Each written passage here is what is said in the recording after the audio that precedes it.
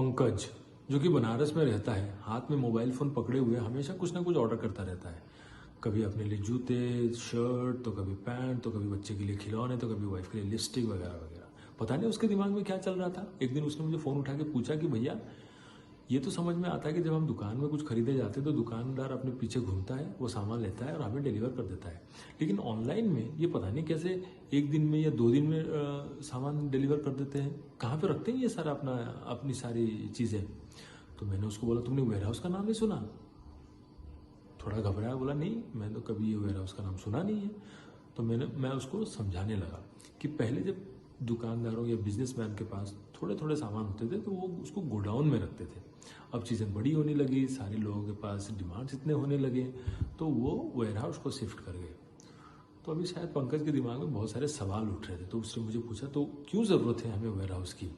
तो मैंने उसको बोला कि कोरोना के बाद लोगों का ऑलमोस्ट बाहर जाना बंद हो गया था, क्योंकि लोग डरने लगे थे एक दूसरे से मिलने के लिए। तो जितने भी बिजनेसमैन थे, कंपनियां थी, सबने अपना बिजनेस ऑनलाइन को शिफ्ट कर लिया।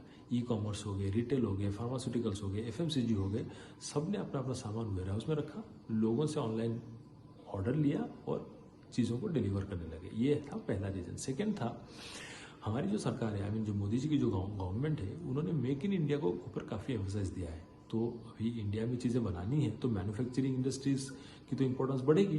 तो ये कंपनियां जब चीज़ें मैन्युफैक्चर करेंगे पूरे देश में और दुनिया में बेचने के लिए, तो अपने सामान को रखेंगे कहाँ। तो ये था सेकेंड रीज़न वेयर हाउस का बढ़ने का। थर्ड रीज़न कि जो पेरिसेबल गुड्स हैं, जैसे कि खाना हो गया या फार्मास्यूटिकल प्रोडक्ट्स हो गए, जो मेडिसिन प्रोडक्ट्स हो गए, उनको तो कोल्ड स्टोरेज में रखना पड़ेगा ना, तो उसके लिए भी वेयर हाउस की ज़रूरत है। तो ये जो 3 रीजन्स हैं जिसके लिए हमें वेयर हाउस की इंडिया में ज़रूरत है। तो अभी शायद पंकज थोड़ा थोड़ा समझने लगा था। तो पूछा ये क्या कॉस्ट में आते हैं।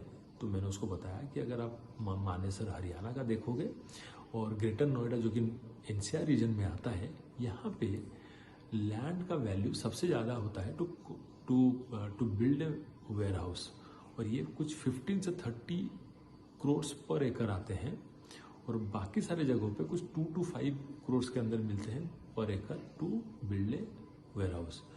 ये सुन के शायद पंकज का दिमाग चकराने लगा होगा। तो पूछा, अच्छा थोड़ा और कुछ बताइए, क्या ग्रोथ अपॉर्चुनिटी ये है।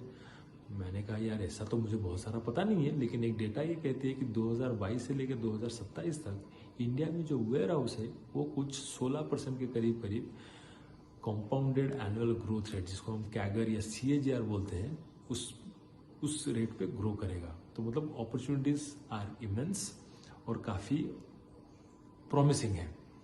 तो बोला अच्छा और कुछ बताइए, मतलब कितने वेयर हाउस का डिमांड होगा।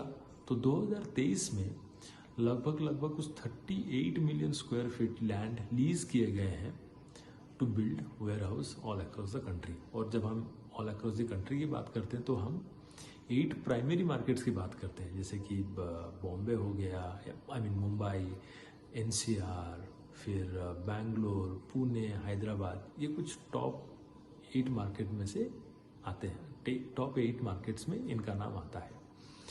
तो ये सब सुन के पंकज को काफ़ी इंटरेस्टिंग लग रहा था। तो उसने बोला, भैया अब मैं काम करता हूँ, अभी जो 26, 27, 28 छुट्टी है, मैं उसके ऊपर और रिसर्च करूँगा और इसके ऊपर मैं आपको अभी नेक्स्ट जानकारी दूंगा, है ना। तो ये थी मेरी कॉन्वर्सेशन पंकज के साथ वेयर हाउस के ऊपर। आपको अच्छा लगा होगा तो 4 और लोगों को फॉरवर्ड करिए, लाइक करिए। मिलते हैं कल सुबह 9 बजे, जानते हैं कुछ और। तब तक के लिए लाइक करें, शेयर करें, सब्सक्राइब करें to my channel mister Satpati, and take good care of your health. Bye bye.